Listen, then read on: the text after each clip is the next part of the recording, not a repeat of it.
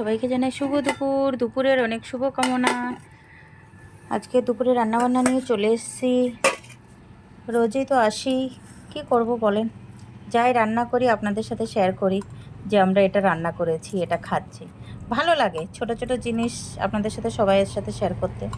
যাক, ভাতটা দেখিয়ে দিয়েছি। আর এখানে বাঁধাকপি করেছি, এই যে টমেটো টমেটো দিয়ে করেছি বাঁধাকপি। আর এখন বাঁধাকপি ফুলকপি খুব চলবে মার্কেটে, মানে মার্কেটেও চলবে, বাড়িতেও চলবে, সবার ঘরে চলবে। আর এখানে একটা আমি সবজি বানিয়েছি, এটা এটা ফুল রেসিপিটা আমি দেব পরে। এই দেখেন, সবজিটা কিন্তু খেতে দুর্দান্ত। আর শীতের খুব একটা মানে সবার একটা খুব ভালো ফেভারিট সবজি এটা। আশা করি সবাই সবজিটা খেতে কিন্তু মোটামুটি ভালোবাসে। একটু ভিডিওগুলো অন্ধকার অন্ধকার লাগছে। আর এখানে করেছি আমি শঙ্কর মাছ আলু বেগুন দিয়ে। এই যে শঙ্কর মাছ করেছি আলু বেগুন দিয়ে, বেশ বড় বড় করে বেগুন আলু কেটে শঙ্কর মাছের ঝোল করেছি। বেশি ঝোলও রাখিনি, একদম গাঢ় গাঢ়ই রেখেছি, কেন শঙ্কর মাছ একটু পাতলা ঝোল ভালো লাগে না।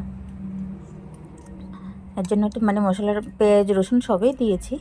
আর বেগুনটা বড় বড় করে কেটে ভেজে তারপর দিয়েছি। বেগুন দিয়ে শঙ্কর মাছ দিয়ে কিন্তু খেতে দুর্দান্ত লাগে। আর নামাবার আগে বাগান থেকে ধনেপাতা এনে দিয়ে দিয়েছি।